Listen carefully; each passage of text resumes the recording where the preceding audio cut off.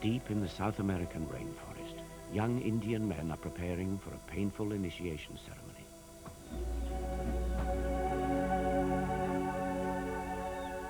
Handed down from generation to generation, they keep their magic alive. The Sataremaues Indians believe that the miniature monkeys who share their forest are reincarnations of their own children. Our only chance of seeing these real gremlins is to travel to the heart of their forest.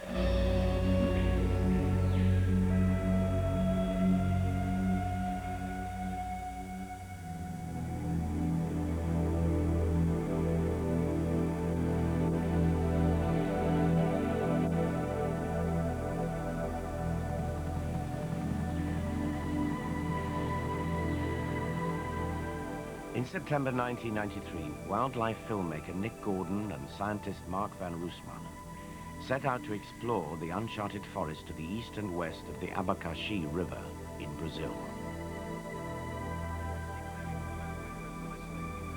Even today, most of the area is unexplored, and we really had no idea what we would find.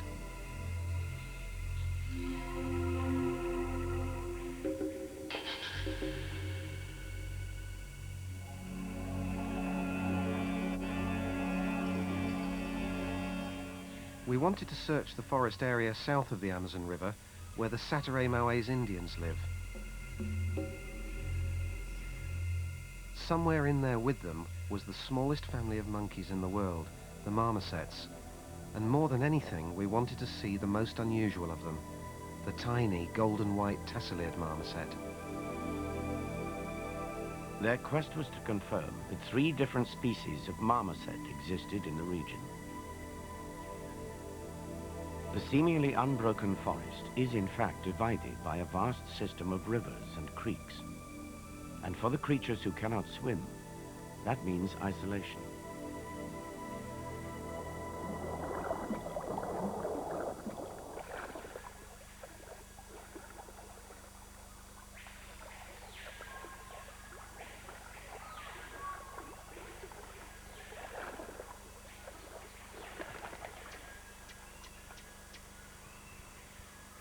All marmosets live in the middle and lower levels of the rainforest. For those that live in the trees, the branches and boughs are the forest's roads and motorways. But these gremlin-like animals are not the only creatures up here.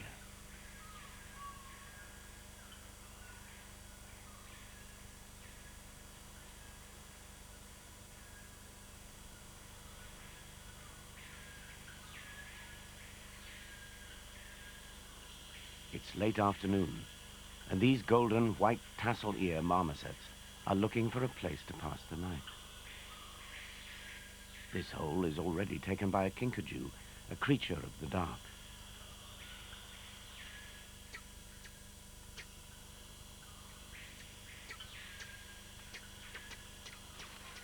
The marmosets call to warn each other to keep away. High-pitched contact calls keep them in touch with the rest of the group.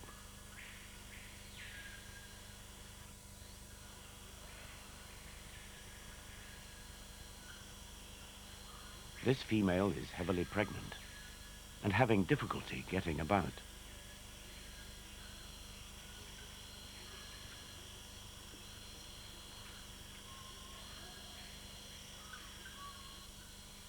She scans the hole and decides it's safe to enter.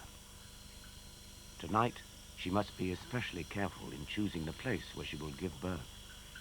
Her mate will be with her throughout labor and help during the birth, behavior unique to marmosets and some liberated human fathers.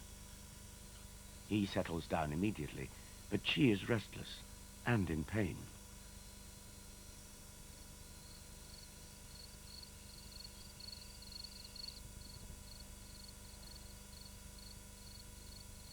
At first, the contractions come every 5 minutes. Her mate may seem uninterested, but that is soon to change.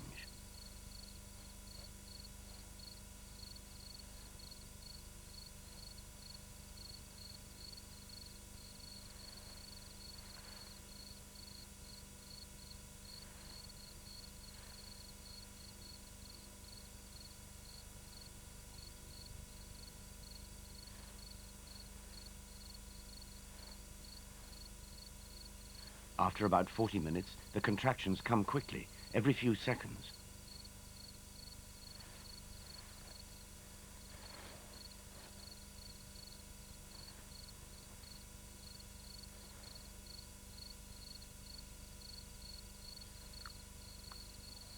Her first baby appears after 50 minutes, weighing a featherweight 25 grams.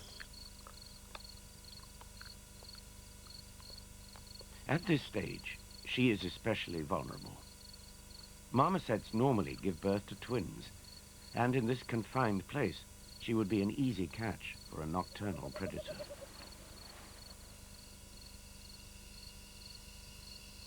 It's a tropical screech owl hunting for hawk moths.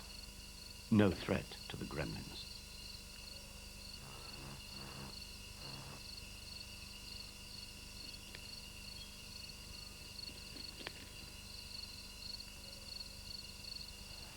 The second twin has been born just a few minutes after the first.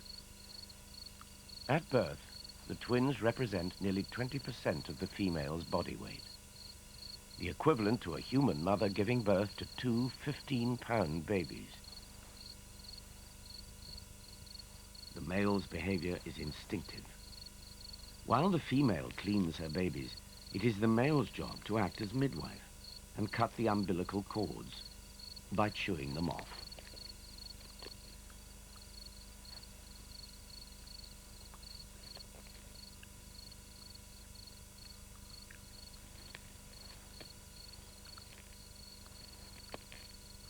After this, he eats the placenta.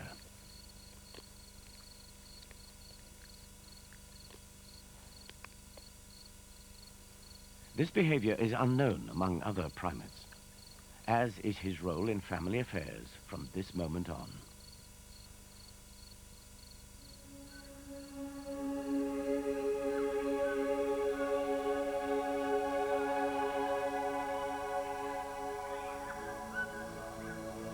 They emerge after dawn and immediately begin to scent mark the route away from the tree, rubbing both chest and genital glands and depositing drops of strong-smelling urine, leave invisible messages for themselves and others.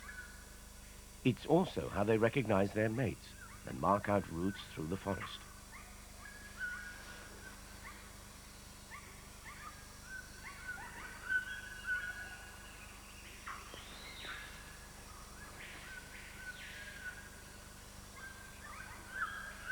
For the first few hours, they cling to their mother's fur. She is the only female in the family that will breed. We don't yet understand how, but it is thought that chemicals in her urine suppress ovulation in the other females. Social grooming is an important part of marmoset daily life.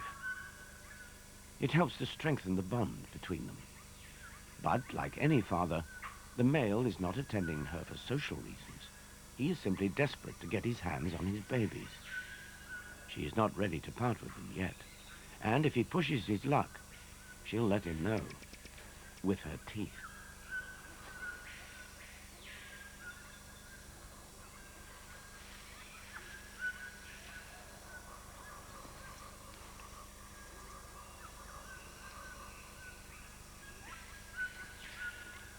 Right from the start, the group is fascinated by the new arrivals. Newborn babies are irresistible. Marmoset infant care involves the whole group. It's not just the parents that will be responsible for them. It's better that the female is not constantly carrying the twins. She could make an easy target for a predator.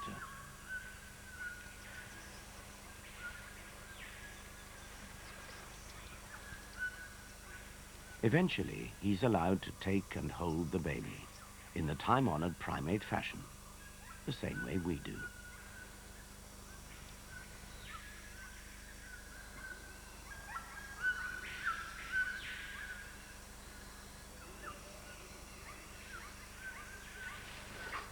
For the first few weeks, the babies are passed from one adult to another and only return to their mother for nursing.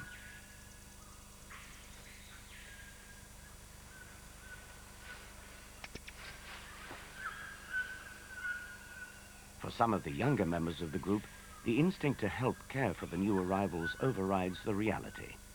This young female has never held a new baby before.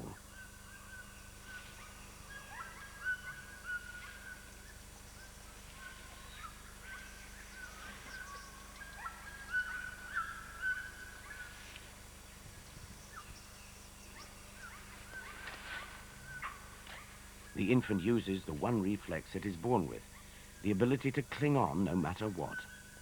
And clearly, the young female doesn't like the feeling.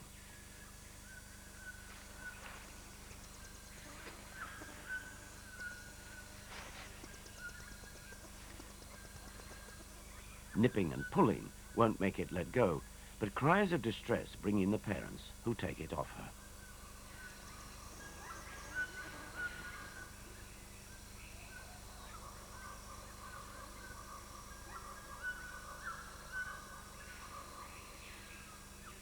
While the tiny marmosets keep mainly to the middle story, 100 feet above them in the canopy, the heavyweights roam.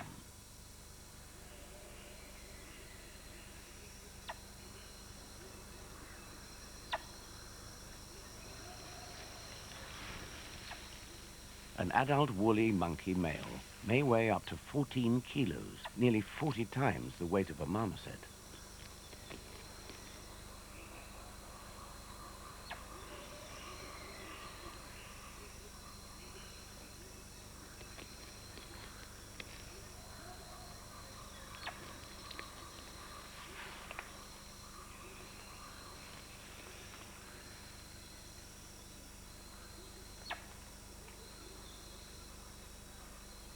These large monkeys only give birth to a single infant.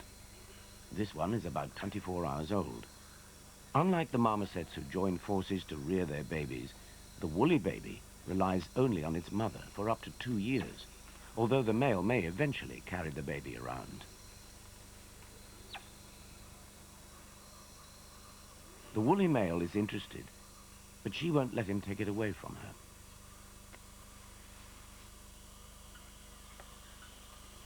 Late each afternoon, the family head for their nighttime lodge tree. They prefer thick tangles of vines or tree holes.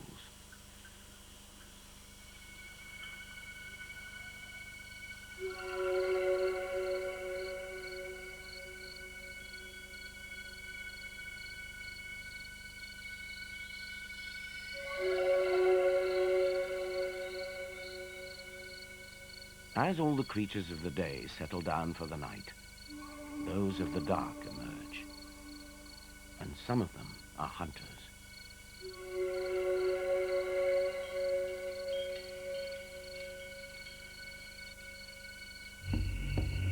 Walking across the forest floor, the margay is not much bigger than a domestic cat. It feeds on any small mammals, including marmosets.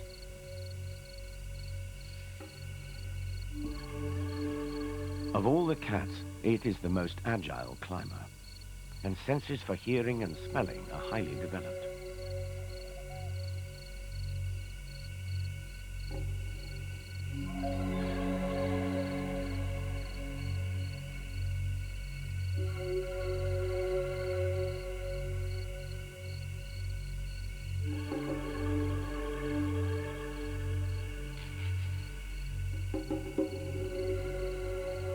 Picked up a fresh scent trail outside a hollow tree.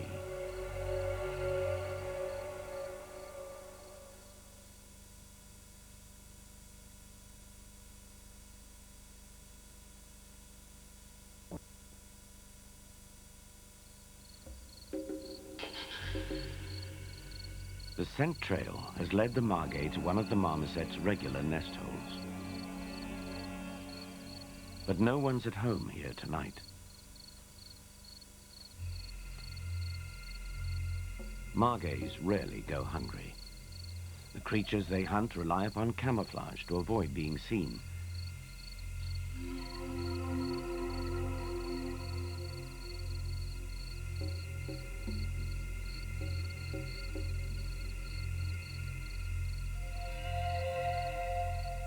But sometimes that is not enough.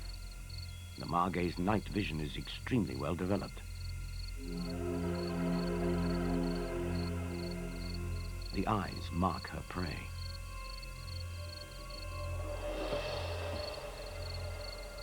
Then the job is finished quickly by tooth and claw.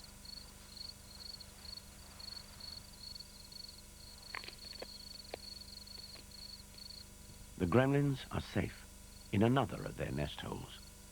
They rarely use the same sleeping place on 2 consecutive nights.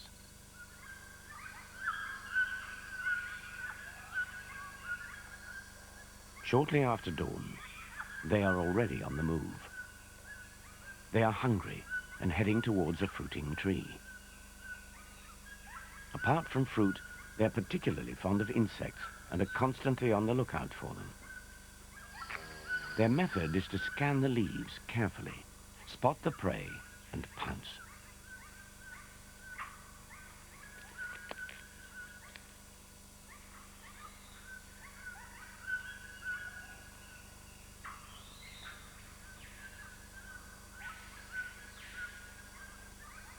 Prey recognition is an important skill that they must learn from an early age. Some things simply cannot be eaten.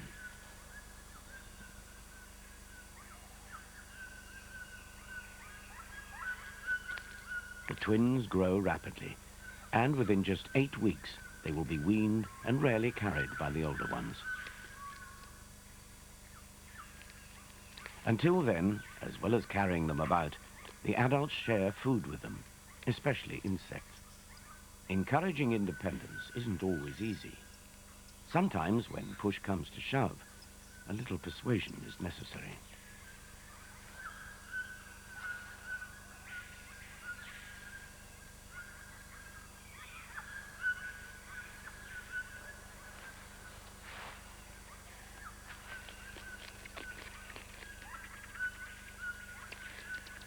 The babies are experts at begging, but when that doesn't work, straightforward stealing seems to be okay.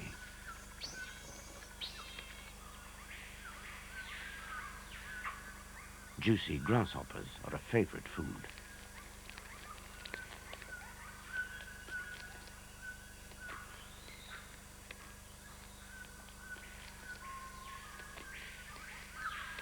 When an adult wants to share a catch, it signals this to the infant by holding the food tightly clenched at arm's length.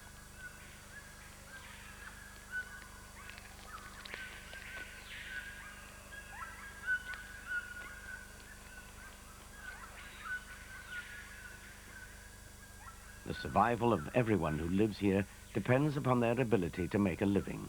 In other words, to find food.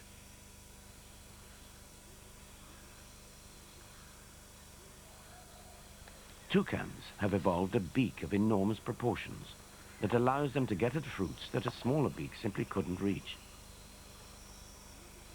They regurgitate the seeds after their digestive system has removed the fleshy pulp.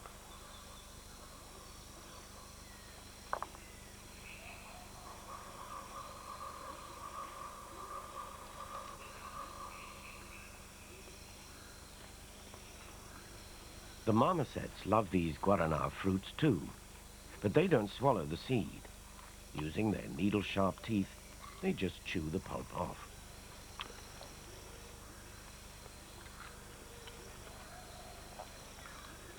Fruits make up 2/3 of their diet, but they eat many different things, including snakes. Despite its coloring, this one is not poisonous. The head is chewed to kill it quickly.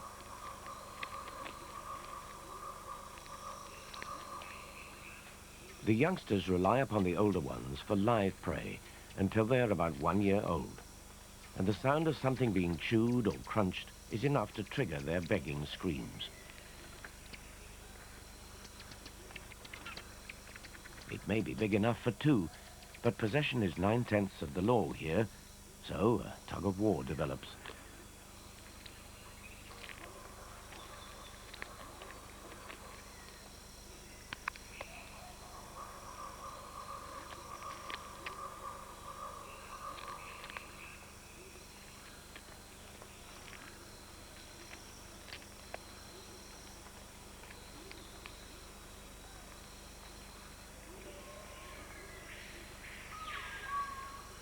The stumps of rotting trees are a favorite haunt of the gremlins.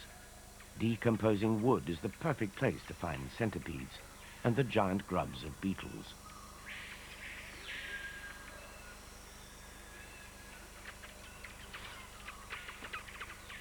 The young ones emit mild alarm calls, but the adults know that these fat grubs make a good meal, as long as they're careful with the sharp pincers on its head.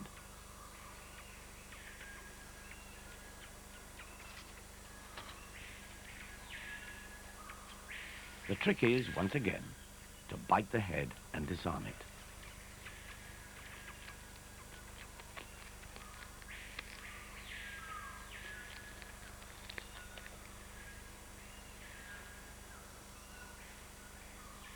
These marmosets frequently visit the forest floor to follow fallen insect prey.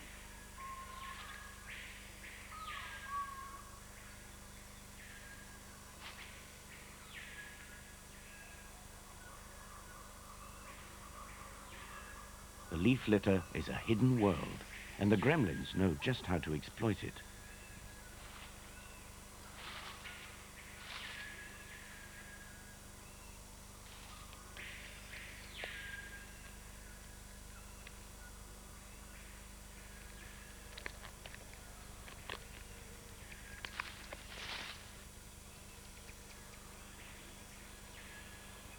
But they are not alone down here, and there are other creatures who are almost always on the lookout for a meal. And these tiny monkeys are at their most vulnerable on the ground.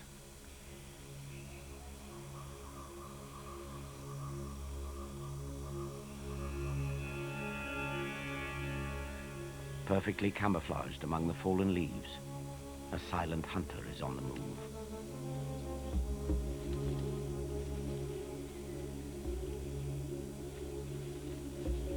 It has to compete with the marmoset's sharp vision, and living in a group means that there are several pairs of eyes to watch out for danger. Boa constrictors are one of their most deadly predators.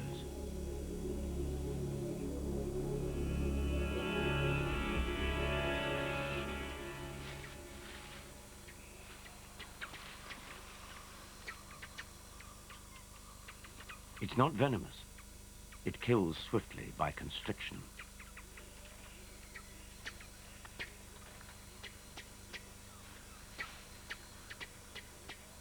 This size of constrictor could easily swallow prey the size of a domestic dog, but it will take much smaller creatures whenever it has the chance.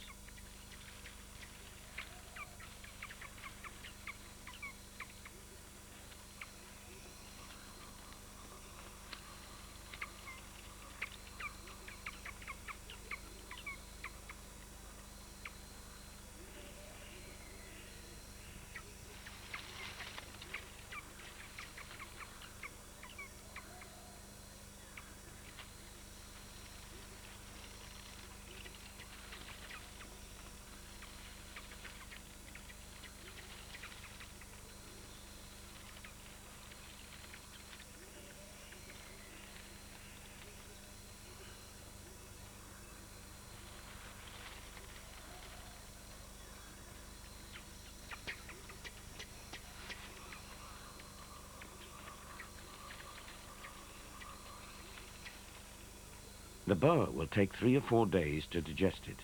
Everything, even bones and teeth, will dissolve.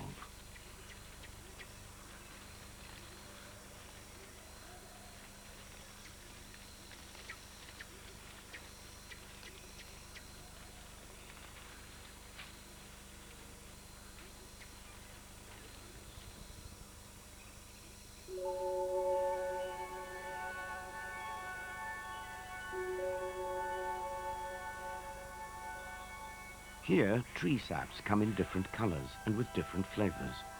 Some animals have learned to take advantage of it when it appears. These stingless bees are collecting the bright red gum of this vismia tree to use as cement in their nest.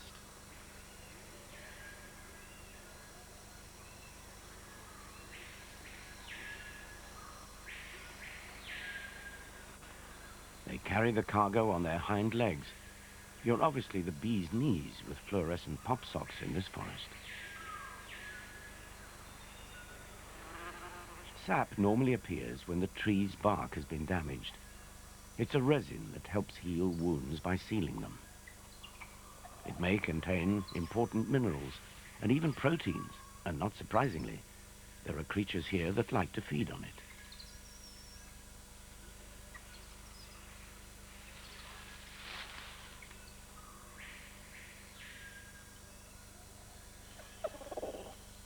Spider monkeys have a sweet tooth. This gooey sova gum is a treat. They normally stick to fruits.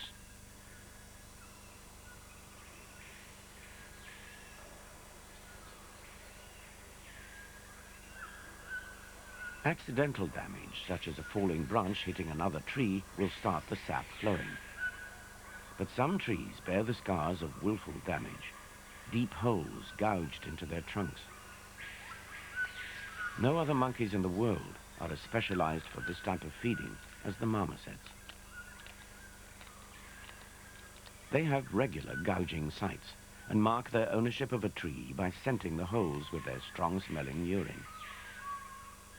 They have claws instead of nails, and their lower incisors are elongated and form efficient chisel-like tools.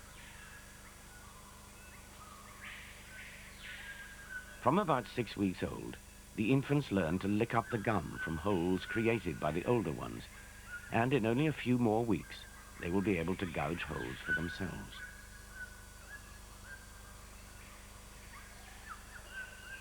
This ability to exploit saps and gums has one great advantage. It is always available during times of the year when fruits are scarce.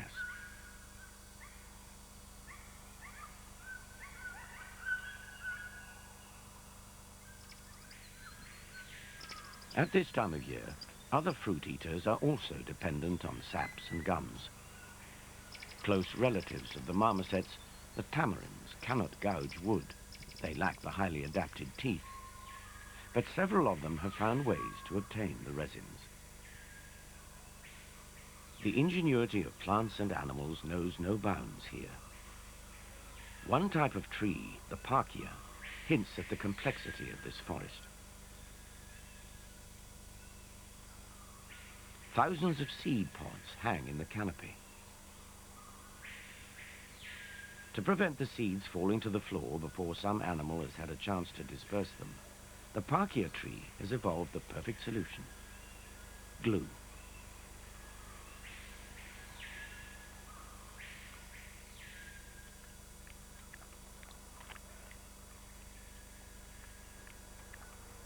Pied tamarins know they just need to hang about until the pods open and then lick up the treacle-like secretion.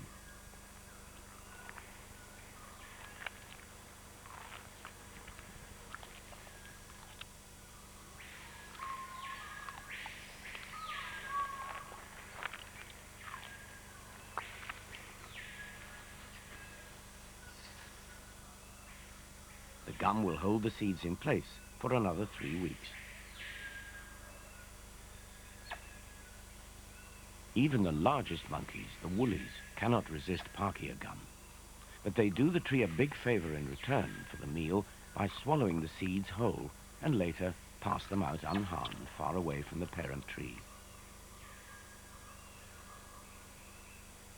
Several hundred miles away from where the golden white marmosets live, the forests are home to the smallest monkey in the world, the pygmy marmoset. These monkeys only weigh about 100 grams, but just like their larger relatives, they also have specialized teeth for gouging trees.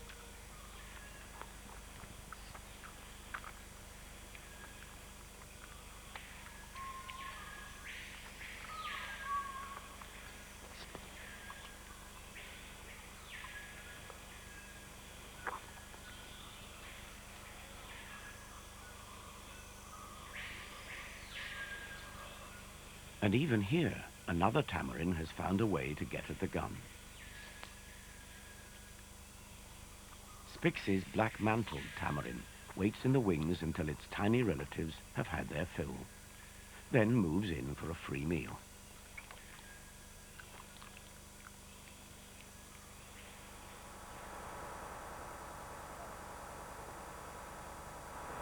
Having found the golden white marmoset to the north of the Abakashi River, we wanted to cross to the other side and explore further. We believed that another marmoset, the black and white tasselier, lived in the same forest.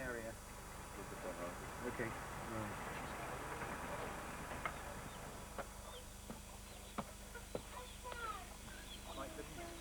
Bom dia, senhor. Tudo bem? Prazer. Esse é meu amigo, senhor Marcos. Pois então aí fala sobre macaquinhos. Oi, tudo But bem? first, there are always the formalities to respect, and an unexpected one for us this time, a snack of leafcutter ants. So these are leaf cutters. Yeah, Leaf cutters. so. But You just only eat their heads. The soldiers, yeah, they eat their heads because of the formic acid. Formic acid, that's the lemon That's- flavour. Yeah, that's what they seem to like. I definitely prefer pizza.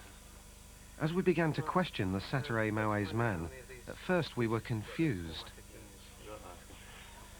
Aqui nessa região você tem quantos tipos de pequenos macacos que vocês chamam sagui, hein? Três qualidades. Três qualidades. Mas essas são macaquinhas, né? Ok, são. Ok. Tá. Eu tenho nesse livrinho, eu tenho alguns desenhos, eu vou mostrar. Onde We estão? showed him some drawings, and he confirmed that he knew of 3 different species in the region. But as he talked, we realized that one of them didn't match up with our drawings. Onde tem esse bloco? He was telling us about a marmoset with naked ears. Outro lado do rio. Ah, Ah. esse Esse também é para falar do o outro rio. outro. É, porque tem abacaxi e Maria Sim, Maria. sim. Mas eu não sei. I don't know what he's No. talking about. What's it? Conso. That's the name they gave to the But monkey. that's Saturday name, isn't Yeah. it? Yeah. All the known marmosets in that region have hairy or tufted ears. Types of marmoset. Yeah. And as far as I'm aware, there's only 2 here, at the other side of these 2 rivers. And that's the Maues marmoset, that's recently discovered in '92. And then the white one, the white tassel-eared marmoset is already known from since the last century. And that's that side of the river. But he's talking about something that is quite different from those here, just here where we are. So there's no doubt it must be something new. Something new. Yeah. And because here all these rivers, and these blackwater rivers, they didn't change their course over thousands of years, so they stayed just where they are now. And these monkeys must have been isolated for now. Of course, the irony is that these people have known about them for Yeah, they- centuries and centuries. Yeah, they think that the whole world is. It became clear to us that any search for this mysterious marmoset would have to begin in this area. We knew we would have to return. The wider rivers here are physical barriers to the small marmosets who do not swim. Over thousands of years of evolution, this forest has created many strange forms of life. Those that can fly or swim have, like the sloth, populated many distant areas.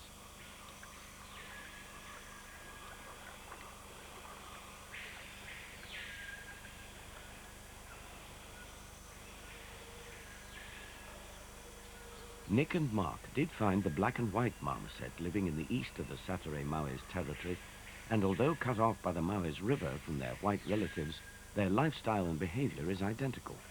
They just look different. These twins are about 4 weeks old, and like all marmoset infants, they're being encouraged by their parents to become more independent.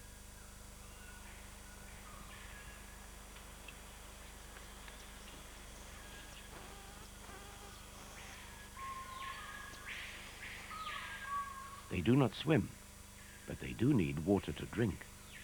And this they find in tree holes where rainwater collects.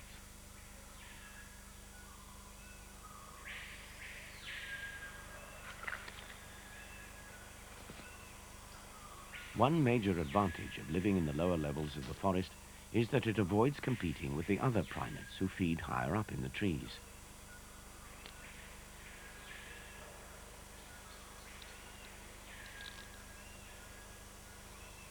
The three-toed sloth is not a competitor, and it's not interested in the marmosets. It's after the fruit of this cecropia tree.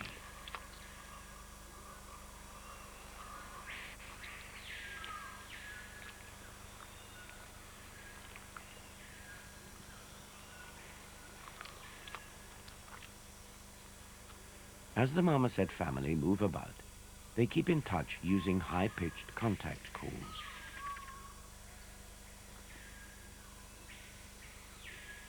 Exposed on bare branches or tree trunks, traveling as a group has advantages.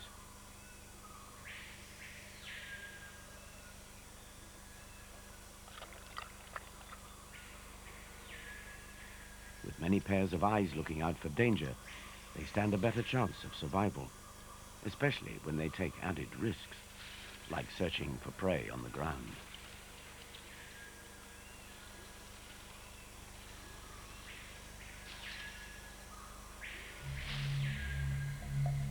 For the infants, it's a whole new world to explore, and sometimes a dangerous one. The largest spider in the world. It's almost as big as an adult marmoset and could easily kill this infant.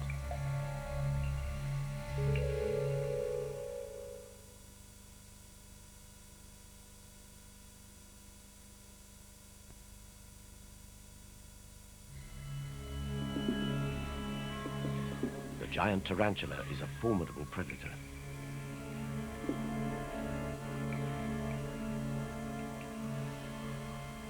Calls from the parents warn their baby, and Dad's tail provides a convenient safety ladder.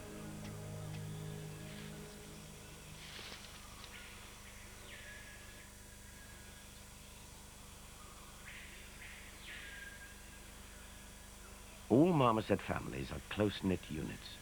The bonds between them reinforced daily by bouts of social grooming.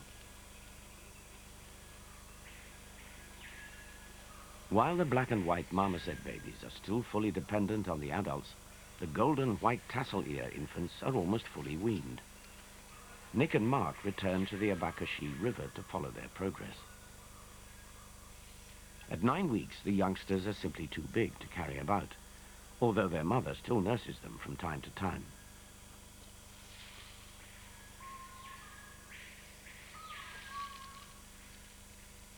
The strange new world that they were born into may not be so intimidating now. But there are always hidden surprises in this forest, even for the older gremlins.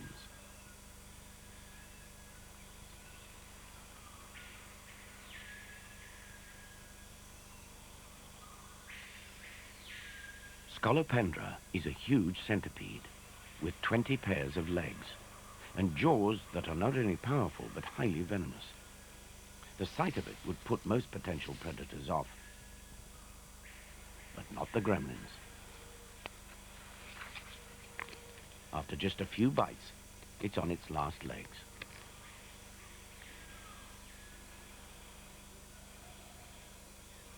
Marmosets have small territories which they know and defend well.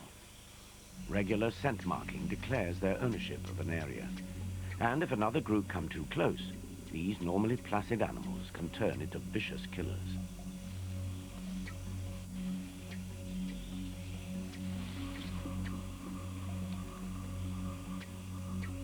At first, they warn the intruders off with rather bizarre body language, something the marmosets are experts at.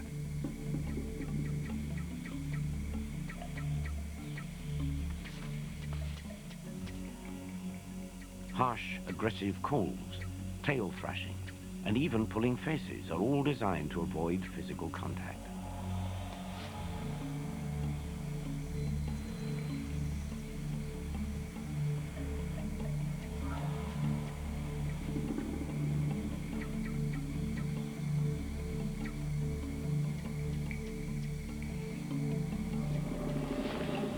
When an aggressor does cross the territorial line and attack, the face and head of the enemy are the targets.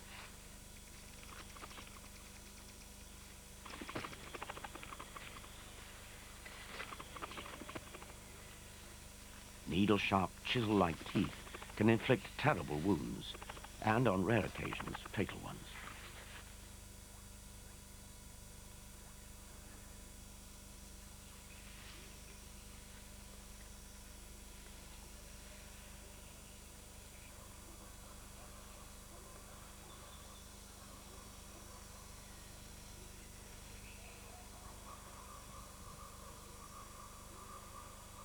Ants will soon consume the tiny body.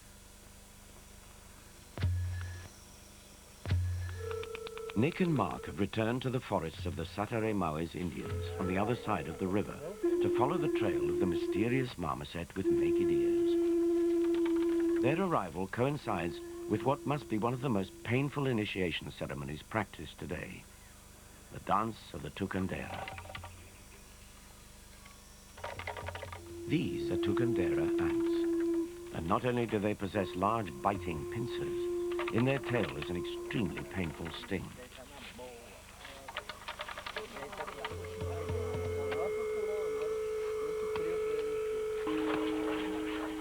The Indians collect about 200 of these ants and then drug them in water mixed with cashew tree leaves.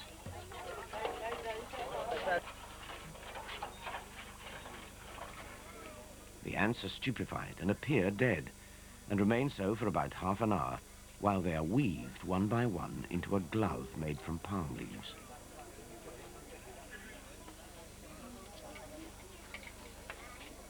Not surprisingly, they then come back to life, bristling with anger.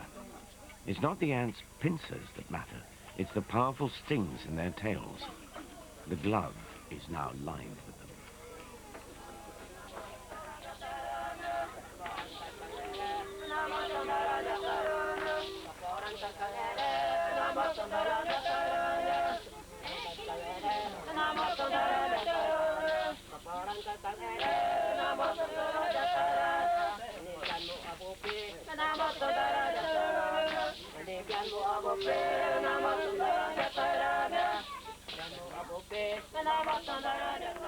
Chosen initiates, young Satare Mawes men, with their hands dyed black, must prove themselves by suffering the stings of the furious ants for up to 10 minutes without showing pain.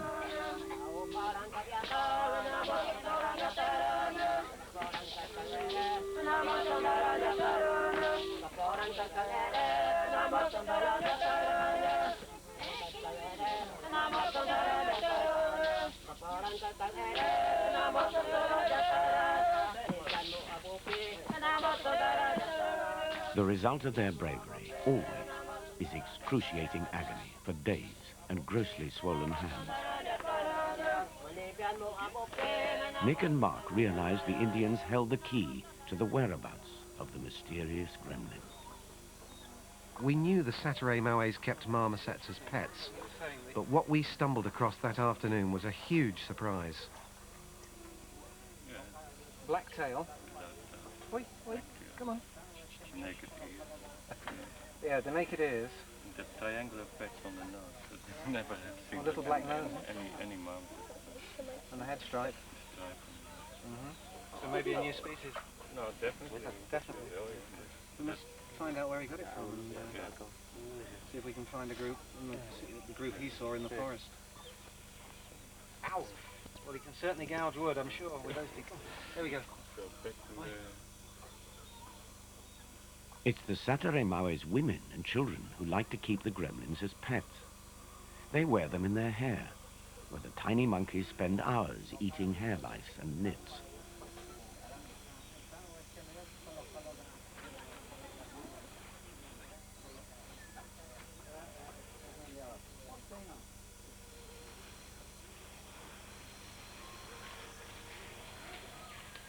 The Satare Mawes man agreed to take Nick and Mark into the forest to show them where he usually came across a group of the new marmosets.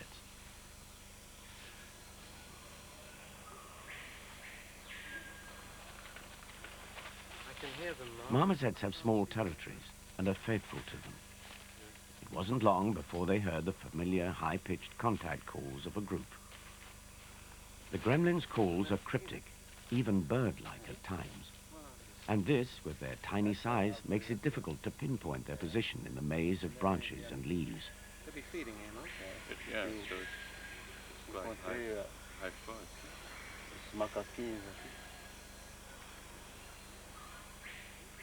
Esse lugar, a última vez você viu o macaquinho? Ah, se é aqui nesse lugar. E qual a altura que foi? Esse assim, baixo. Quantas vezes? Toda vez que a gente vem, Then, the moment they had not really expected. This was the first time anyone, apart from the Satare Maoris, had their first sight of the new marmosets. Difficult because they're back lit. This one? What a I special think, morning. yeah.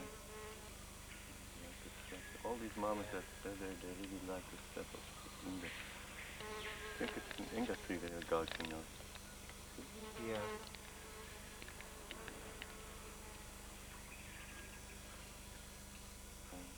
God, it moves so quick. Yeah.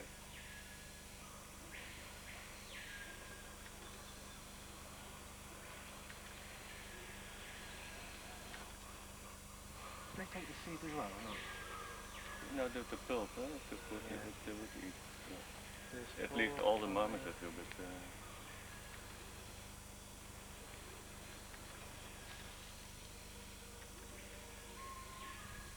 How many?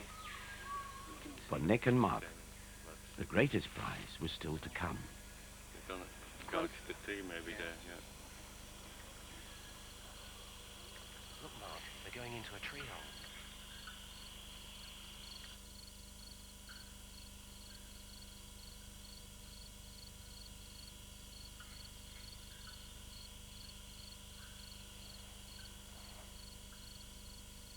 Just like their golden white relatives, labor lasts almost an hour before the twins are delivered.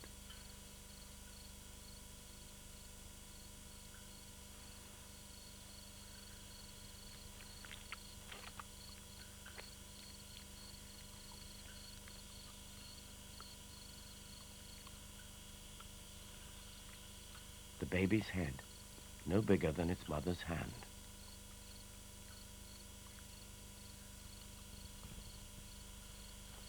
This tenderness and caring bonds the marmosets into a tight-knit family group. Like the golden whites, the father and the rest of the group also share the responsibility of raising their young.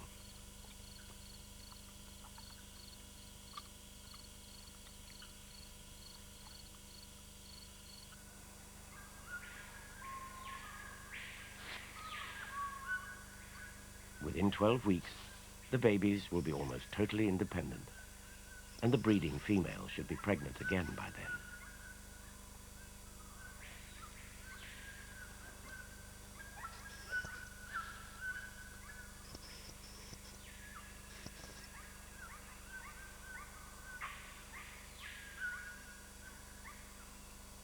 The outside world has named it the Satare Maoris marmoset, out of respect to the Indians, who, of course, have always known about it.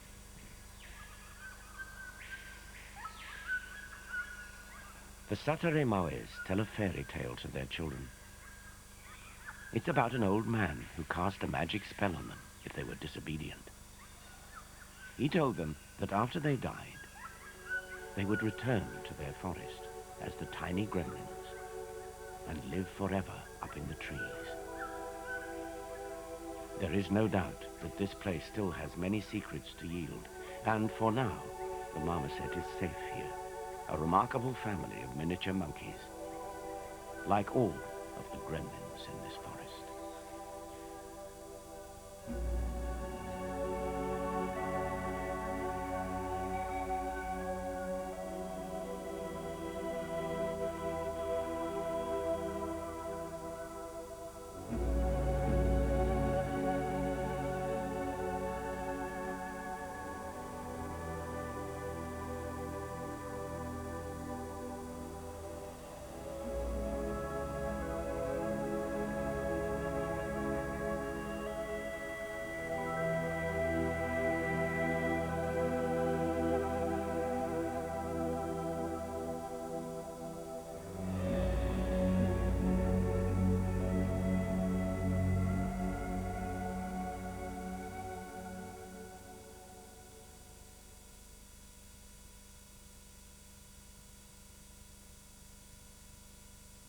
A full-colour brochure covers all the films in this late afternoon series of survival specials. If you'd like a copy, call 0891 99 66 99 or send an A4 stamped addressed envelope with 26 pence postage